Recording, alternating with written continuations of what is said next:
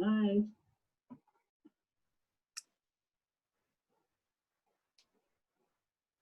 Hello, everybody. Hello. Hi, Josh. Hi, Hi, everybody. Karen. Hi, Ben. Hi, Carla. Hi, Daria. Hi, Stevie. If you can hear us, just drop a little hello in the chat so that we know that it's working.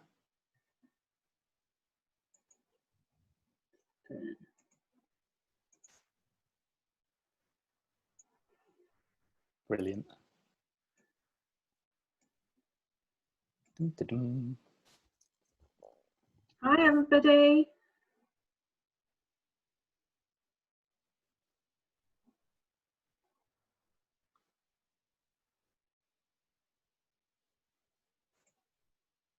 Just letting everybody through now as they're coming on, so just bear with us a little while. Yep, lots of people around. Oh, hi, John. We're seeing regular names now. Hi, Yemi. Yeah. Hi, John. I know some of Hi. you guys. This is great.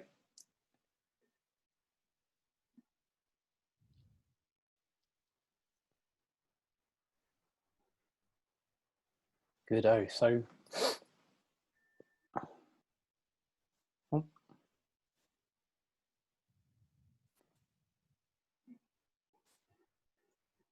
So if you would just want to say hi in the chat and just to food for thought is, what's your biggest challenge that relates to risk so far? What's your challenge at the moment?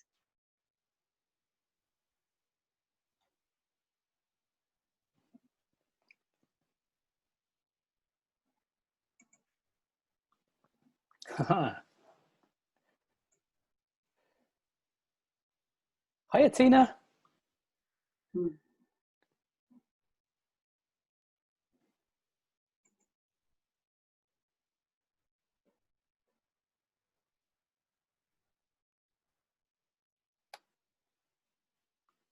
There we go. Hi, Laura.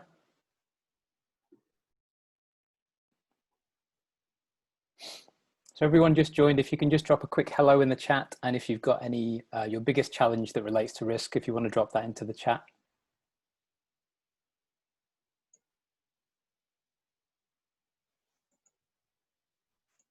Ding. There's still a few people ready to join. We've had over 100 sign up, so we'll just give it another couple of minutes, make sure everybody has a chance to get in. Hopefully our last presenter will also turn up in a second. We need the ukulele, don't we? That's it. Well, that's why we're all here, I'm sure. Yeah, exactly. Hi, Silas.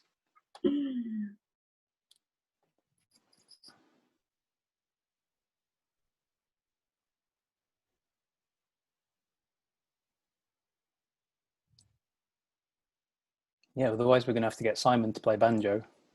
Yeah. Play one song.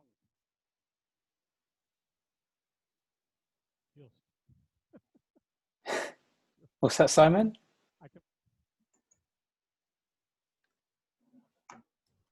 I can just about play one song. You Oh, do? Or An one, two. introductory, Very yeah. basic.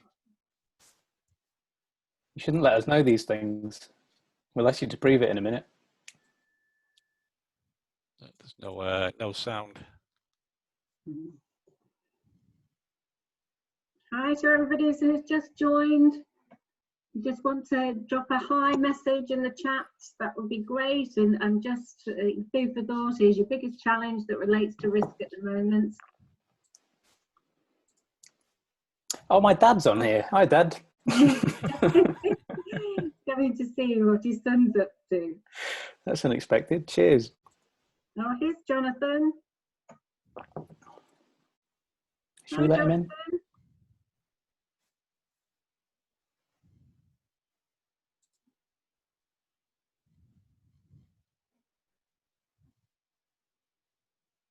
I'm just going to stop. Just need to make Jonathan co-host.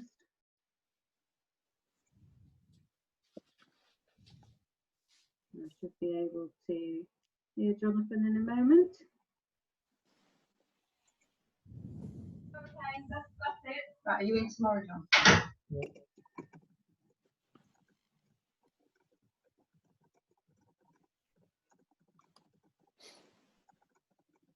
Yep, still people coming. Hiya, Sean.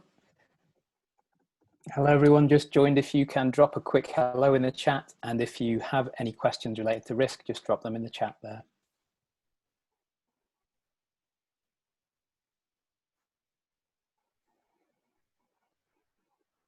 Hi, I think am I come? Oh, hello, I'm coming through now. Sean Keep here. Hi. Hello, welcome. I'm just going to put you on mute there, and if everyone can keep themselves muted.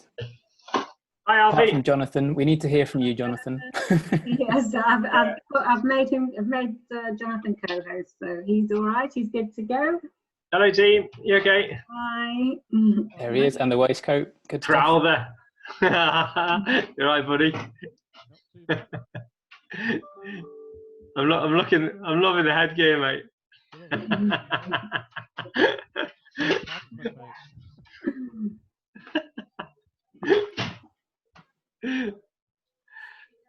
Okay, so maybe give it another minute, and then I'll hand over to you guys. And we're just inviting people just to write down their biggest challenge that relates to risk at the moment in the chat box, and that would be great, and we can talk about that and discuss that during or after the sessions. That's absolutely fine, but we are really looking forward to today's session. Give it a couple of more minutes.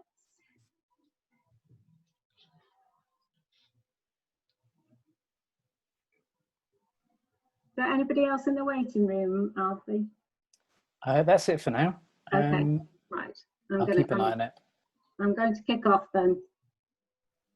So, hi everybody, I'm Sue Jones of Thoughts Become Things Care Consultancy, and I'm going to be taking you through part of this session today.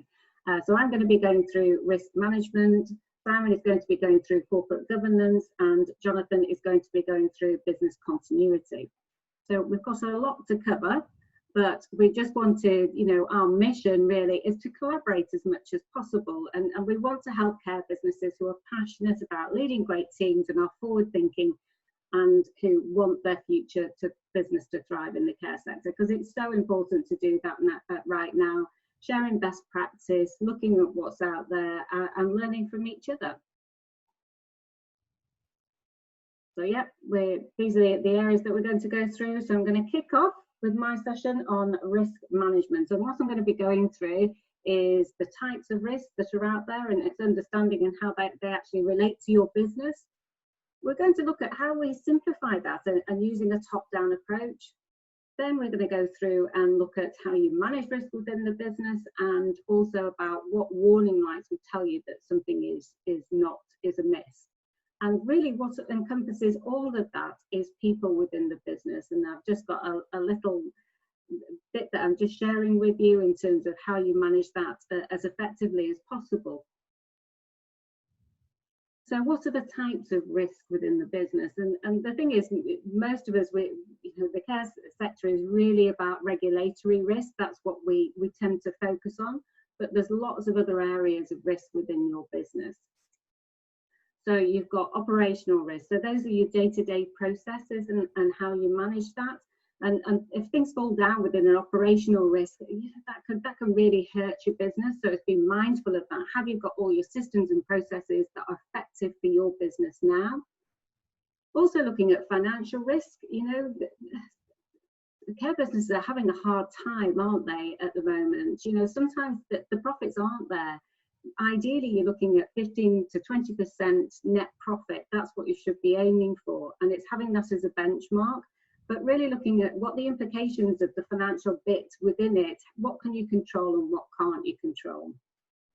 The next one is security and data risk. And obviously that is absolutely important, is that you keep that data safe, certainly in terms of GDPR and how you keep the client's data away from everybody else and safe and secure.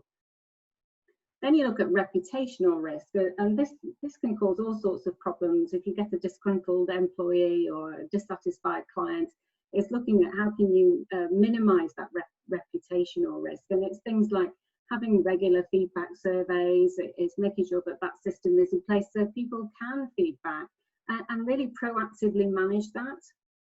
The next one is economic risk, and I know obviously with the care sector, this is a sector that's growing at the moment, so economic risk perhaps isn't something that's going to be featuring that, but we do need to be mindful of it. You know, this can change very rapidly if there is social care reform or anything like that. We need to understand that. And then obviously regulatory risk is something that is operated on a day-to-day basis.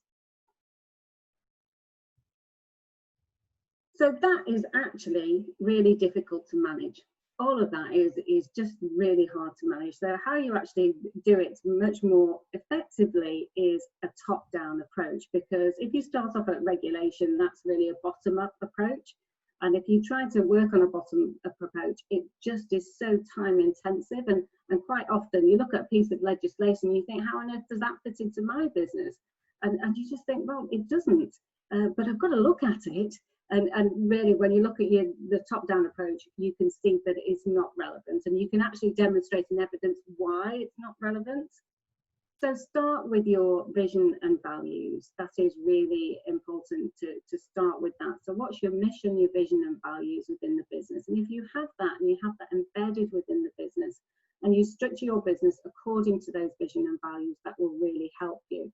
And when I say implemented, it's things like the appraisal process.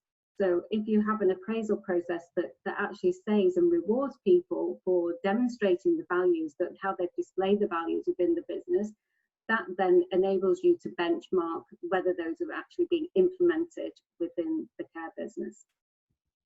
Now, I know Simon's going to go through corporate governance, so I'm not going to go too much into too much detail on this, but it's just understanding that there is a structure in place.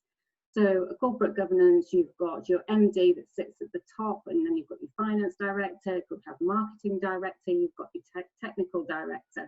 But it's just understanding that which people need to be where. And I know that I speak with a lot of smaller businesses, and they say, well, you know, I'm everything. And yes, they are everything, but they need to be aware that they're wearing those hats. And it's if you can't take on that member of staff to be the financial director or the HR director, it's understanding where you need to buy in those services from those people. So it's understanding where you know, how much time have you got in the day to concentrate on that, and how much do you want to do it as well. So it's looking at that corporate governance. And this for me is know your clients and customers. And you know, if you have a care business that is so focused on dementia, then it then becomes much easier to put those systems and processes in place based on those client base.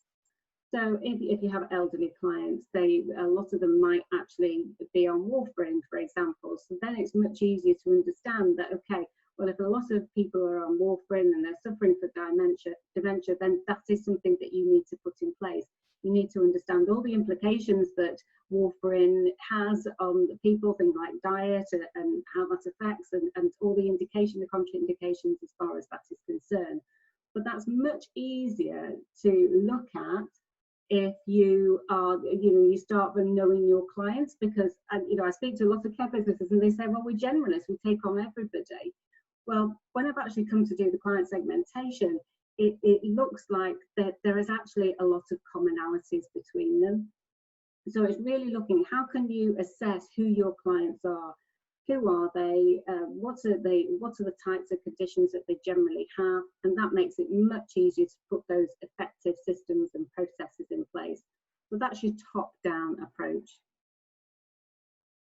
And this is a risk system I've been using for years and years, and I've used it in financial services as well as in the care sector.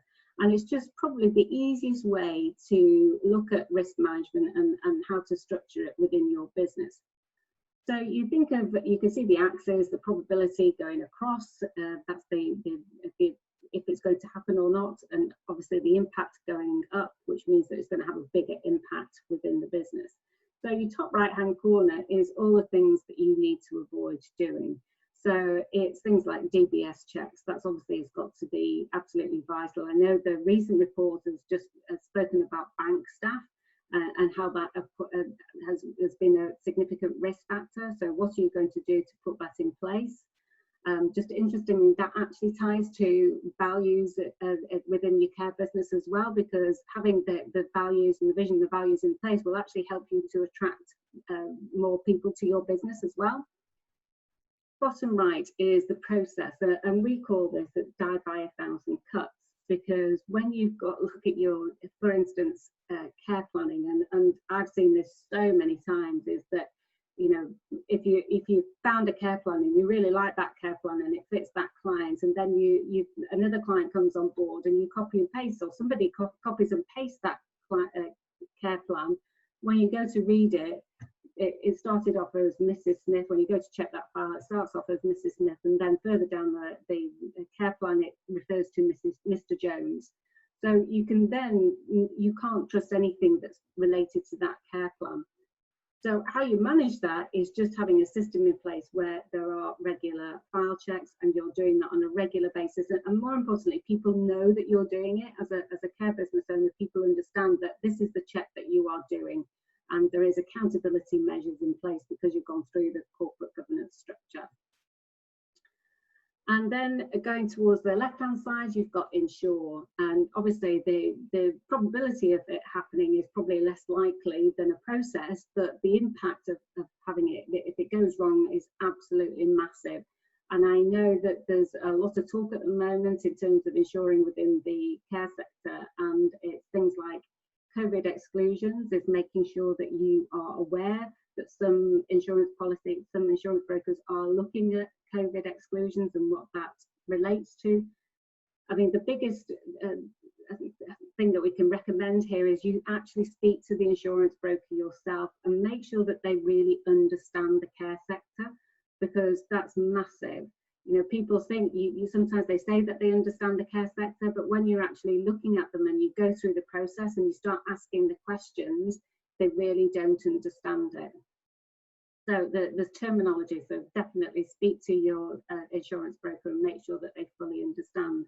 And then the bottom left is really accept, we're all human and we make mistakes. And again, going back to your vision and your values, is having that open, honest and collaborative culture that if somebody makes a mistake, it's okay, as long as people own up to it and there's something that you can then say, right, okay, well, what did we learn from that? And how can we make it better? How can we stop that happening again? And again, that's making sure that people are owning what they do. Again, that goes back to the corporate governance. So it's all linking in.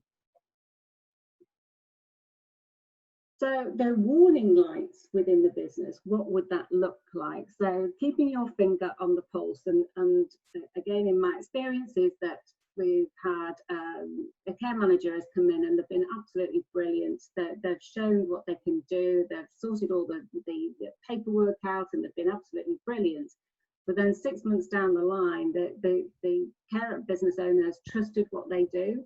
But when they come to review the files, 6 months later, some things flagged up and they come to review the files and they've not, the care manager has not kept up to what they were supposed to be doing.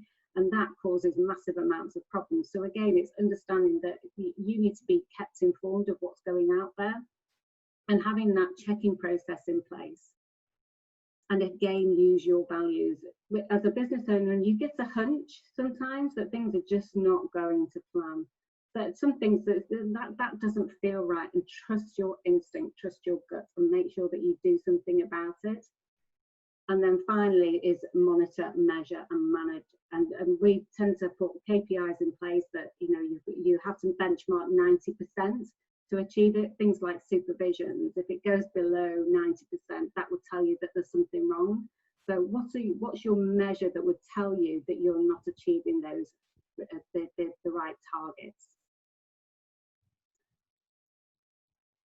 And this is my final slide, but it's something that is, that, you know, I was thinking, what is the main risk to people's business? And certainly this is something that has run through a theme wherever I've gone, and it's people risk. And there's a book called Necessary Endings, and the problem with the care sector generally is that people who operate within it care, and they care deeply, but that means they also don't like conflict, and this can cause all sorts of problems. So I'm going to give you a really easy structure to follow to make sure that you're happy and you're comfortable with that conflict, because the most important thing of it is to make sure that you're managing people within it and getting rid of the people who are causing so much problems and they're being toxic. So the process is the wise, the foolish, and the evil. So the wise person, when they do something wrong, you say, look, you've been doing this a lot lately, and they'll turn around and say, you know, I'm really sorry, I didn't know I was doing that. They correct their behaviour and everything's fine. The foolish person is somebody that we get a lot within any business, and a foolish person is somebody that you keep having the same conversation with time and time again. So, for example, if a supervisor has got a number of supervisions that they need to complete, but they don't complete them week on week or whatever, month by month, they've not completed those tasks. And what the foolish person does is they try to blame others. So it's not my fault, it's because she did that or because he did that. And how you manage the foolish person is that you have to stop having that conversation with them. And you have to say, right, okay, well, we've had this conversation now 3 times and that we're still not there. So if it doesn't get done next time, then we need to reassign your role and follow it through. And that can be hard sometimes, but that is really important to do that. Just have that confidence and the structure and give people the skills to be able to manage those. Now, the evil person is it could cause so many problems, and it doesn't matter. They can come through with glowing references, or at least they've passed the checks, they've got the DBS, and they come into the business, and then all of a sudden they just cause so much trouble within the business, and they start to really they start gossiping with other people, they start spreading rumours, and this can cause a lot of problems within care businesses. So this is the lawyers, guns and money. And you have to recognise if that's the person, you have to get them out quick. And that's really hard for care businesses, because you've spent a lot of time recruiting this person, you've gone through the induction and it's there, and you want them to work, and don't try and manage it. You can't change an evil person. You can change a foolish person, but you cannot change an evil person. So you have to exit them out of the business as quickly as possible. And that is, you've got to go through your HR process, and you've got to, and sometimes it costs you money, but it's just being aware that that is something that you need to do, and you need to do quickly, because if you don't do it, it has a massive impact on your business. So that is my last slide. And is there any questions?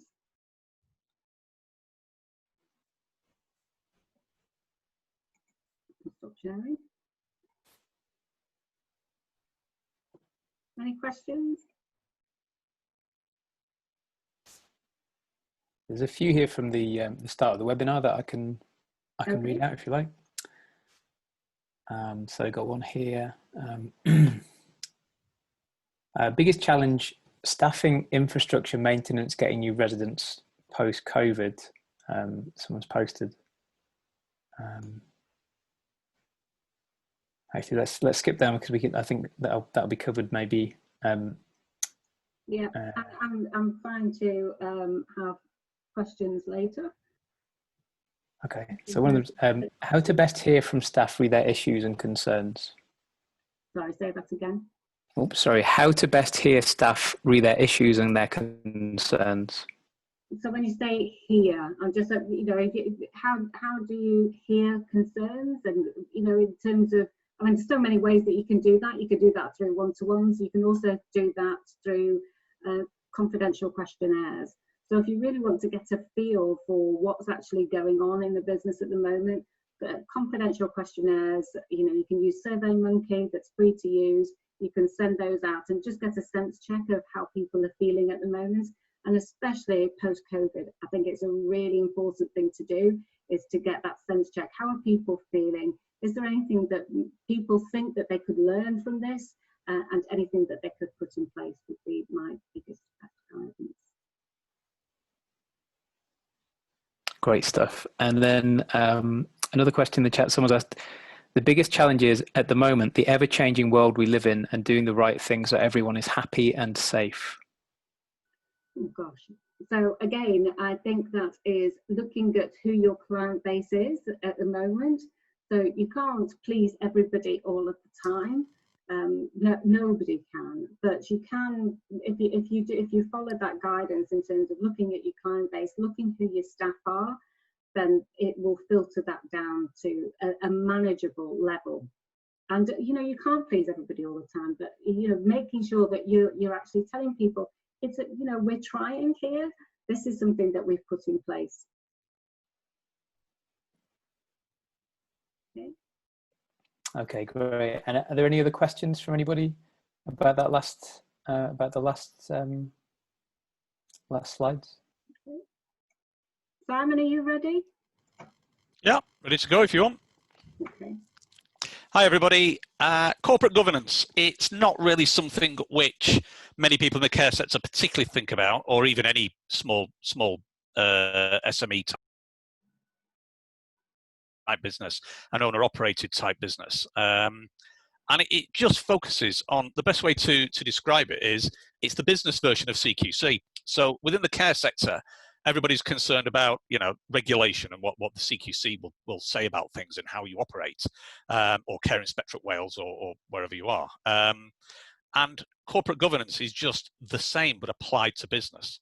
Now, if you're an SME, most people won't even think about that, and they won't even consider it because they are the owner, they are the manager, they are the managing director, they are the registered manager, they are the nominated individual. But this dovetails in a little bit to last week about systemizing the business. And it's always better to list out your roles within the business, even if you're doing them all, and write a job description for every single role that you have. So you have a job description for a managing director.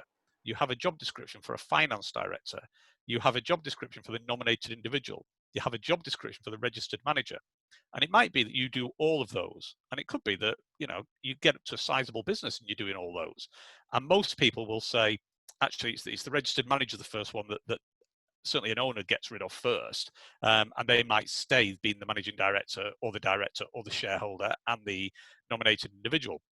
But all those roles are completely different, even though there's a lot of crossover. And it is worth putting them into job roles for a couple of reasons. One is to get it into your head what your responsibilities are. By writing it down in a job description, you know exactly where the difference lies between a managing director, a nominated individual, and a registered manager. You can actually see that on paper and think, all right, I get that now. And that will tell you and start telling you where the different roles and responsibilities lie within that corporate governance. Now, if you've got a limited company and you're the owner of that limited company, you're a shareholder and you're a director, and you might have a job within that business. And again, those are three completely separate things. So the duties of a shareholder, or the way that the shareholder that will have an agreement with a business, if you think of the business as, although it's yours, and this is quite hard to grasp if you've only just started this, the business is a separate entity. In law, it's actually a legal entity of its own right. It's a person. Think of a limited company as a person. And if you're a shareholder of that person, you're a parent of it. You own a bit of that company, either all of it or part of it. As a director of a business, you have a role within law, just as you do within as a nominated individual or registered manager with CQC.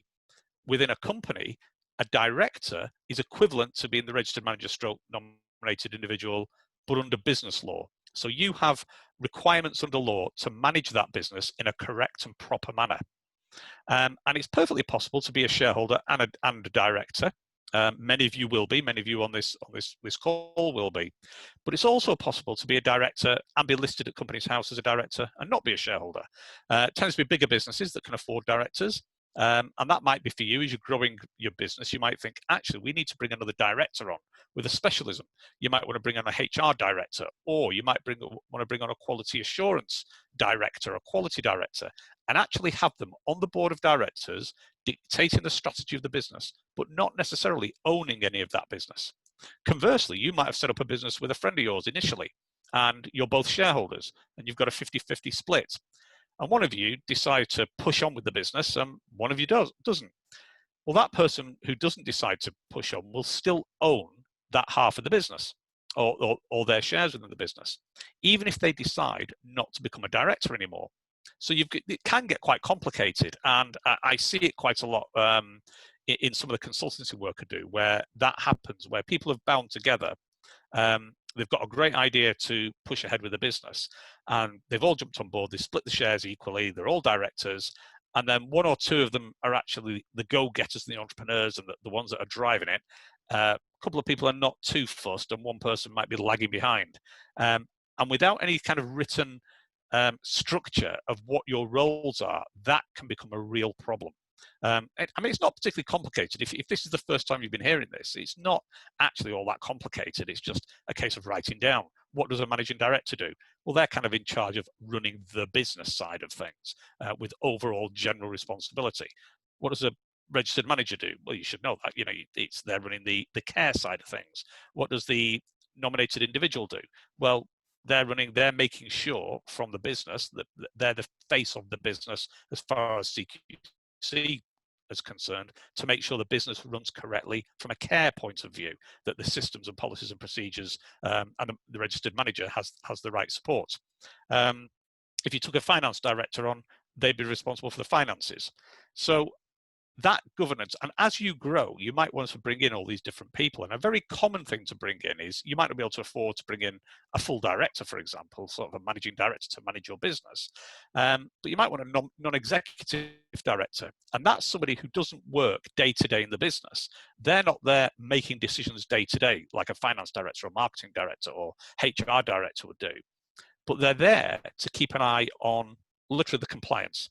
So they attend the directors' meetings, they might attend once a month, and they will make sure that the business is staying legal and keep you on the straight and narrow as you're growing and getting bigger. Because you never know when something's going to come back and haunt you. You know, anything that isn't done early on can come back and bite you a little bit. I mean, you never know when things are going to come back and have a look at stuff. I don't know if people out there can recognize anybody in this photo, but even to this day, one of the people in this photo to this day is well known for wearing suits, and one of this person is pretty hairy. So can't see you now, so I don't know if didn't get the reaction from Johnny there. Outrageous, mate. Outrageous. Can't believe that. Do you like that? It's 30 years ago. In case anybody didn't realise, the one with the hair was me, and the one in the suit laughing at the front was Jonathan. I tell you, we haven't aged a bit, mate, have we? Yeah, except that I look like Captain Birdseye. Oh, sorry, I just thought I'd put that in. Yeah, back to the serious stuff. So that. It's quite often worth knowing that your role as a shareholder, for example, you have rights as a shareholder, you have rights and responsibilities as a director, you have responsibilities as a registered manager nominated individual. So the easiest way I find of doing it is, I'm just going to share my screen again, if I can, work this out. Where have I gone? Oh, here we are. All right. Very simple.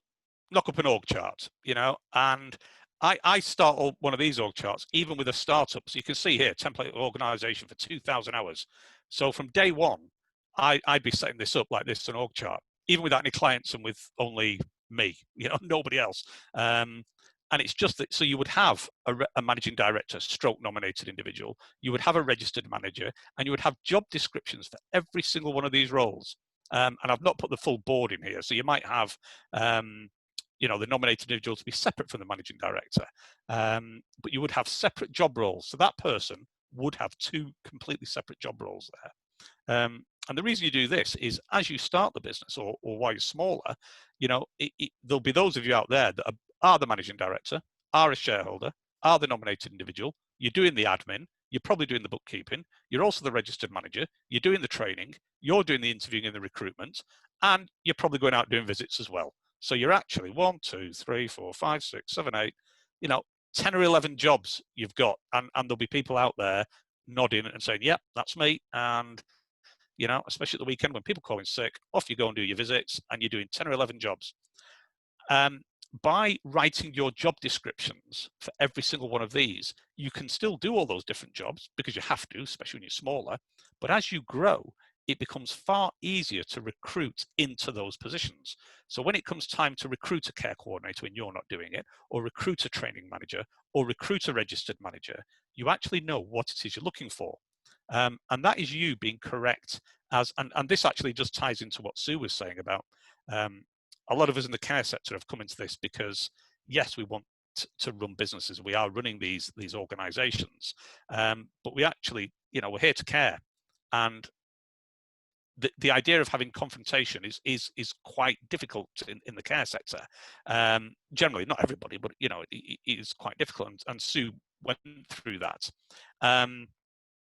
And one thing I try and get across to people is, and I see happening quite a lot, is people, as they grow, they might have a really good field care supervisor, a really good senior, and that person gets promoted into like kind of deputy manager jobs or becomes the training manager or even becomes a registered manager by the mere fact that they're there and they've been loyal, not because they're the best person for the job.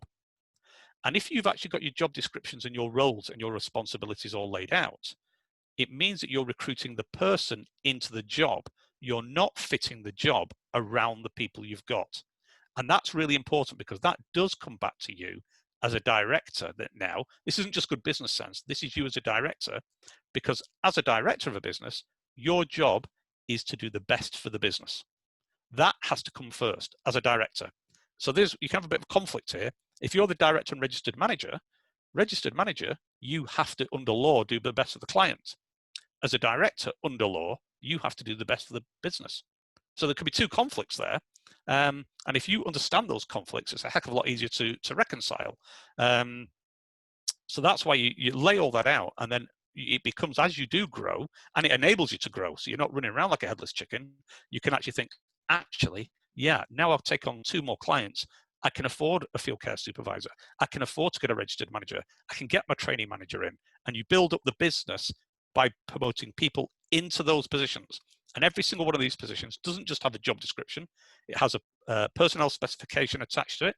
And it also has a training plan attached to it. So you know that a competency sheet and training plan for every role, so that you know which role, what training they have to do, what competencies they have to have. And when it comes to choosing that person into the new job, you're not just putting someone in there because they were loyal or because they're a good person or because they worked hard, but actually because they're good for the job. And that's a very, very whistle-stop kind of introduction into, as you grow, it gets a bit more complicated, obviously. But that's just a whistle-stop tour on that one. Let me just stop sharing there. And any questions on that?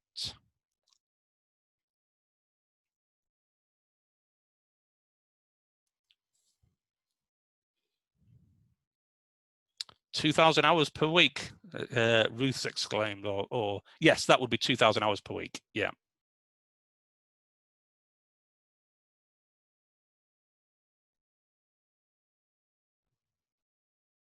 Is that it? Okay, over to you, Susan. You've muted yourself. Over to you, Jonathan. Golly, Cunningham's on already. Well, ladies and gentlemen, good afternoon. You join me right. Well, I've just lost there we go. You join me from Birkdale Park, so it's a fully working nursing home in the background, so people come and go. That's how we roll. Well, good to see you.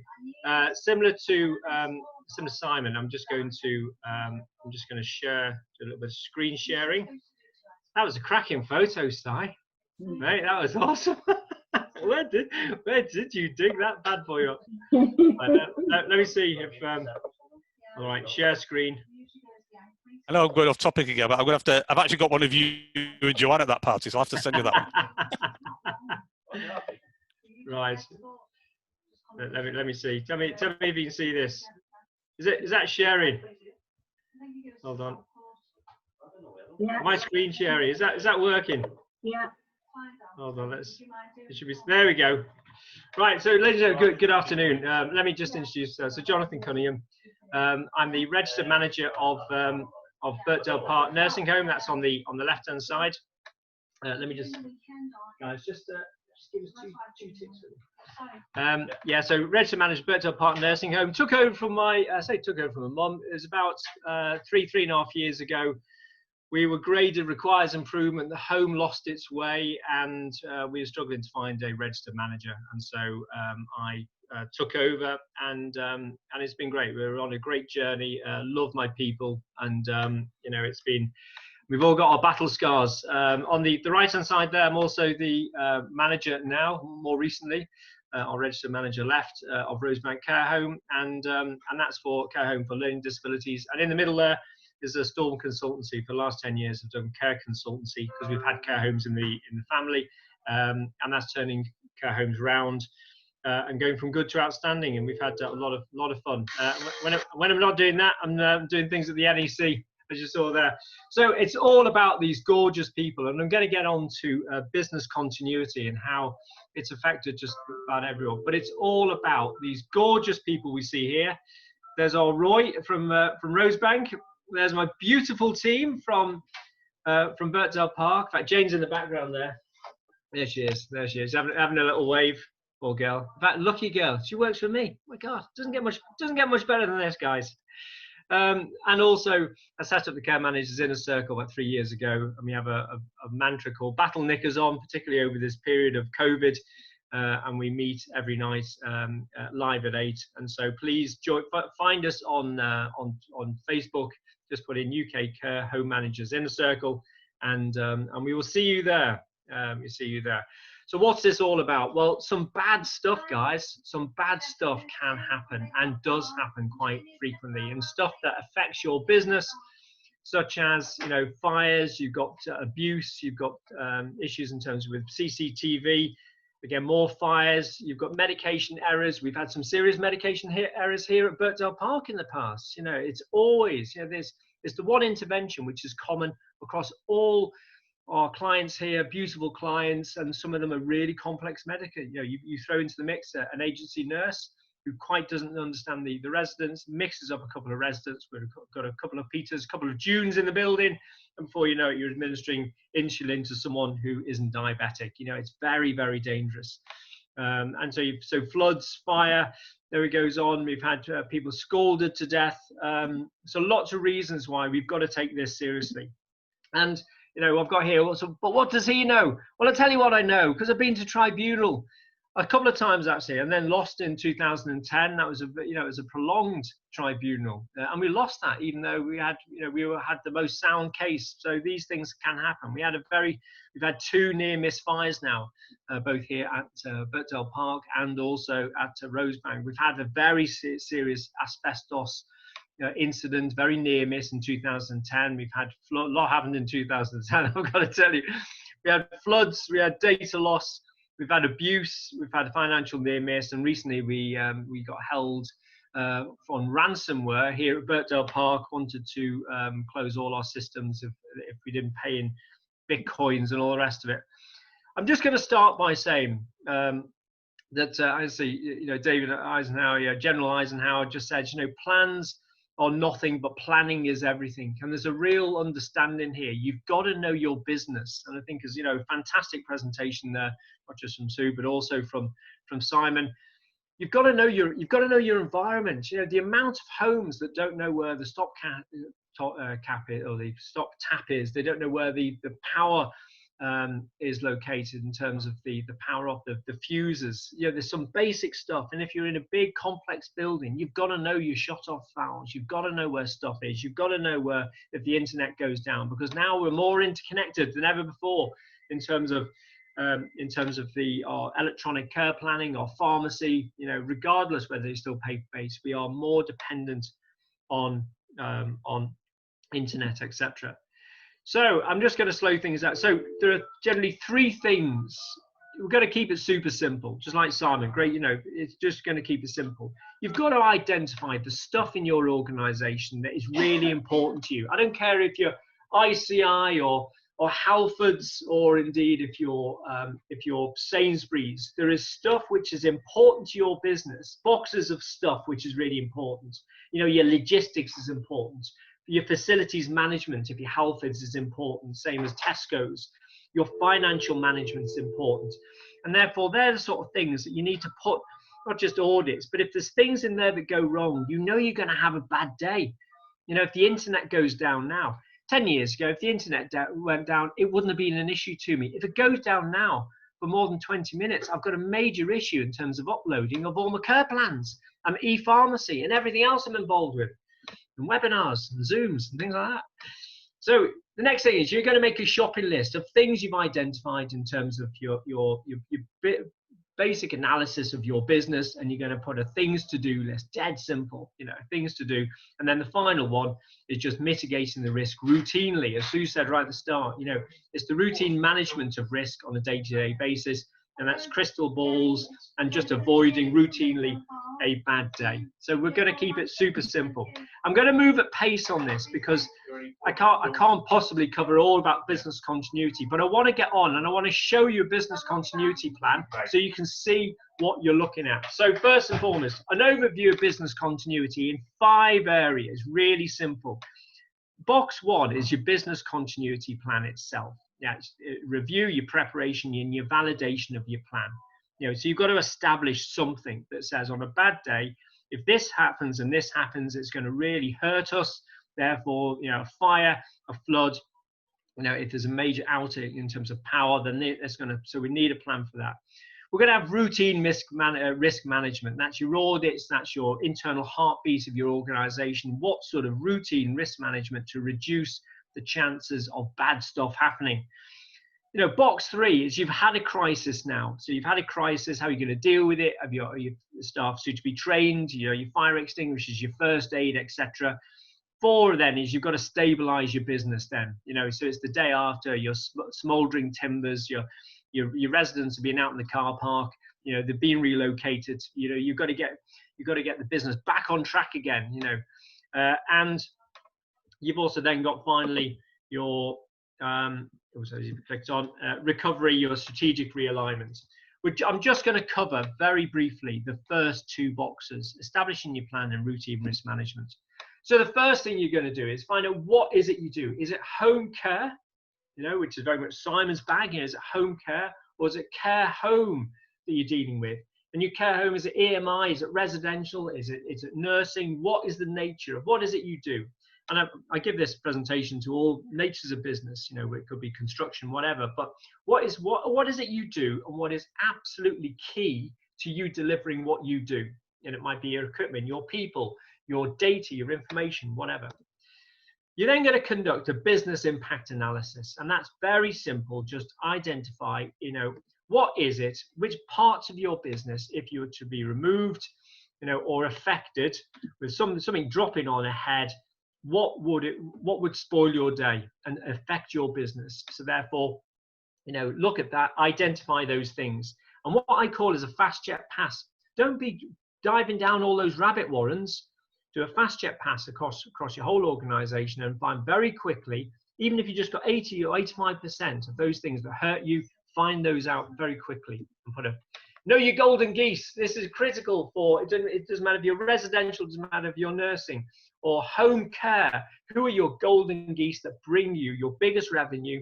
And so it could be your private paying clients, it could be whatever, but identify your critical business areas, because that could be 20% that's bringing 80% of your income. So guard, protect, and nurture them. Now this is where it gets tough, because these are sort of areas you're going to look at. You're going to look at your people, you're going to look at your clients, you're going to your premises in terms of your facilities management. These are things that traditionally go wrong. Your reputation, you have to look in terms of the papers about people's reputation. you know, whether it be Brad Pitt or whatever, you know, people's reputation is precious to them, and therefore their business is reliant on good reputation. So technology, it's even getting, if you think it's bad now, oh my God, it's going to go 1,000-fold in the next few years. You know, your information, what is critical for the information? Again, 5 years ago, 10 years ago, information really wasn't key. It was paper-based, you know, it was certainly binary. Now it's fully digital. My goodness, you know, your equipment, what is your critical equipment in your nursing home is probably going to be your profiling beds, your airflow mattresses, your hoists, and probably your dishwasher. Because if those go down, you've got that's a serious bad day. So it might not just be your bricks and mortar and your roof. It could be some of the critical equipment that you're using. Your supplies, of course, your main suppliers, and of course your financial aspect. And you've got to really put yourself, the pressure test is if you're in a balloon and you're going towards the mountain, you're going to crash into the mountain, what are you going to dump out there that you could still survive on the next month, the next week, or what stuff have you got to keep in the basket with you to keep yourself alive? And it's a real cathartic experience. So in each of those areas, how long can your business stand the pain? You know, that's what it's about. And what we found about COVID is that, you know, we understand our businesses so much better than ever before. Their interdependencies, or reliance on IT, or reliance on our supply base, who our staff, who, you know, in terms of the strength, their weaknesses, you know, so our business continuity plans now should be boom, absolutely fantastic. So, and I just wanted to, I did one for Ashridge College, this was a number of years ago, and I just show you this because there are a number of IT single points of failure which are identified right across the whole campus. And it doesn't matter if this is a care home or Ashridge College, it really doesn't make, you know, single fiber optic power cable going in, you know, they had no plan of that. But the big thing, ladies and gentlemen, the big thing that came from this is the fact that there was one man who knew the facility, one man who knew the building, and his name was Harry the boiler man. And that guy was getting on in his years, a fantastic guy, but he was the only guy. He had no apprentice with him, he had no deputy, and so everything was contained in Harry's head, and that is so incredibly dangerous. You know, never mind if Harry couldn't make it in, but Harry could be hit by a bus tomorrow. So these are things. So who in your organizations do you have a Harry the boiler man that you've got to find out, get the information out of? And I want to quickly, because I want to show you business continuity plan. Right, so critical management data, you know, exposure whiteboards, you know, protecting, you know, this is the critical areas, you know, data backup. And just to say, recently we had a ransomware attack on Birkdale Park. They wanted so many thousand from us, and I don't know, you know, we told them to. Well, luckily our systems were they were stopped by one of our firewalls before it could get penetrate any further into the building. That we were really lucky, guys, really lucky. You then got to evaluate your threat. Now, this is absolute classic. I had a question the other day on the care managers in the circle, and someone just said, Jonathan, do you have a business continuity plan for terrorism? I said, terrorism? What the hell? What sort of organization are you running? She goes, oh, the local authority want to see a paragraph on terrorism. I thought, well, we're in a sad state when business continuity plans have got to include terrorism for a care home. But I understand where they're coming from. But do not get too wrapped up in what I call the Armageddon plans or the James Bond type scenarios. You know, let's stick to the more likely, more highly likely things historically you know have gone wrong, your own gut feeling and experience, and other threats that have been identified through safety alerts or your own, you know, so you feed off the rest of the industry to see what could likely happen. So threat evaluation, keep it realistic, and then you do your own sort of risk analysis and give you an idea. If anything's graded red, you want to be switching it off. There you've got a little man on the scene. Yellow really is just routine risk management, and so sorry, that is where your business continuity plan really kicks in, and green is just your routine stuff. Right, I'm now going to show you business continuity plan. Are we doing all right so far? Sue, are we all right? How are we doing? Let me see. Sue, are we okay? Unmute yourself. I want to say, are we all right so far? Okay, how are we doing? How are we doing for time? I've got 5 minutes left. Yeah, Absolutely. Am I all right? Am I okay? Yes, Right. absolutely. Great. That's good. Simon, have you woken up yet? Right, there he is. Good man. He looks like a crazed Father Christmas, doesn't he? Love that guy. Right, I'm just going to show you a business continuity plan. A bit like Simon before. It's just keep it super simple. So many people say, oh, get wrapped up, get their knickers in a right twist over templates. The whole industry is template bonkers. Have you got a template for that? No, I haven't got a template for that. Make your own template for it. Right. So, and the reason is because make it yours. This is just one example, right? Don't be, if I see a business continuity plan like that, it's like, oh, I've got my business continuity. Let me just show you my business. Oh, look at that. You know, size is everything, right? That isn't not a business continuity plan.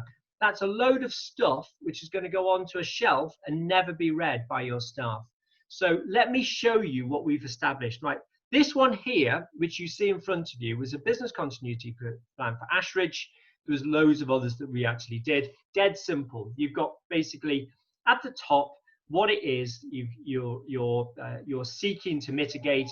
You've then got your risk challenger, you know, when it's going to be reviewed, a brief description of the issue and the risk that you face. You've got some sort of risk rating there in terms of you score it. And you can either you can either accept it, transfer it, cease it, or mitigate it. And then you've got some action plans. Dead simple, really, really simple. Right, that's one. Let me show you another one. Right, this is the business continuity response plan for Birkdale Park. This could be any environment. The important thing, a bit like Eisenhower, is that I made sure that we knew our environment really well. So I know where every switch, I know where every, so anyone at all, emergency keys, your fuse boards, this is very simple to do. Do it in PowerPoint. I know where the refuges are. I know that, I know where the critical exits are. Yeah, and that gets displayed in a click frame underneath our emergency crash box, etc. Right.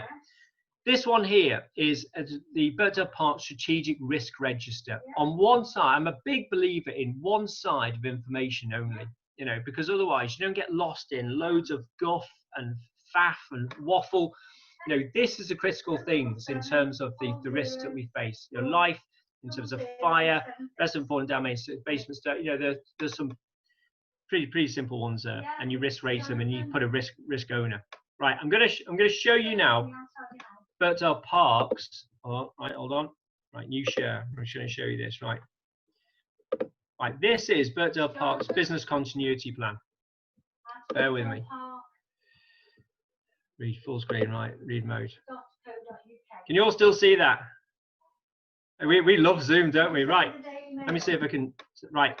This is just dead simple. Right. So you got obviously your front cover. You've then got your brief contents there. You've got then useful phone. These are really useful phone numbers. These are the people that are going to save my bacon if something goes wrong. Yeah, and utility accounts. First thing they're going to say is, what's your account number? Right, so there it all is. You know, there's it. So it's all there. I've also then got critical care network. These are the people and organisations that if the brown stuff hit the fan, I need some quick stuff. I can't be faffing around getting out directories. There we go. Dead simple. Right. Fire response, one side, guys, one side. Operational impact, large fire, loss of life, loss of property and premises. How could it happen? Loads of reasons why it can happen, faulty wiring, etc. Let's avoid it happening. So there's my mitigation plan. Oh my God, it has happened. Help, it's happened. There you go, immediate action 1 through to 5. I've got to reorder those. And then there's some who could phone assist us. And it goes on there, you know. So I then have a pictorial guidance on who can assist with the fire in terms of, you know, so if I'm an agency nurse, these are sort of things that, you know, I need to know. That's the panel, there's the fuse boxes. So it's really simple. I'll just show you. So this is critical stuff for people. This is our emergency crash box outside, what's contained within it. We've got more stuff going in. Fire and flood, I'm going to quickly whiz through. You know, loss of power. You know, this is loss of power. So it goes through that, and it's all pictorial based all the way through, all the different scenarios, loss of Wi-Fi, loss of power, heating, and it goes on. The final one is that. So it's dead simple, he says. maximum thing there. So final, and then this is routine. So this is a Birdsdale Park critical compliance dashboard. It can be used. It's built in Excel, just like SAI. It's just simple systems built in Excel. It goes yellow 6 weeks out of a compliance breach, and green means you're in breach. And then on the right hand side, it's the organisations that I phoned. Dead simple, right, ladies and gentlemen. That is it. It is a very brief run through of business continuity. Hopefully some things that might spark your imagination. By all means, get in touch with me through Sue. There's not a problem at all. Please become a member of the Care Managers Inner Circle. It's completely free. We broadcast most nights at 8 o'clock, Monday to Thursday. Tonight we've got an amazing one on. We've got Emma Barrett and also Michael Corbett from the Care Show. They're my details. Love to talk to you. Sharing is caring. And there we go, Stu. There we go. Well done. Well done. Thank you. So has anybody got any questions? Cheers for that, mate. Thank you. Yeah, all right, buddy. I've got to get you back for that. Has it provided with you for some food for thought? You're all completely Got the dumbfounded.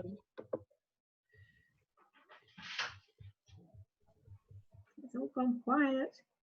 It's not the most exciting, though, is it? It's not the most exciting subject. People want to know how to recruit staff and get clients. They want to know how to manage risk. I know.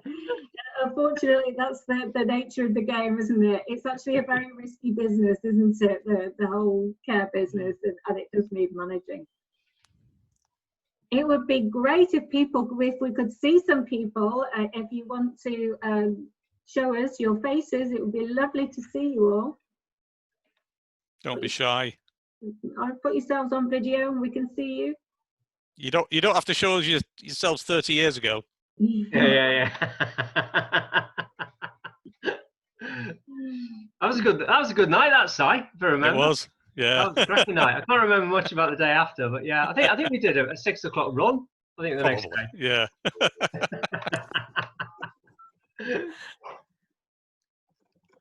No, all shy. No questions? No questions. We will be. You've covered it. You've answered all the questions. I know.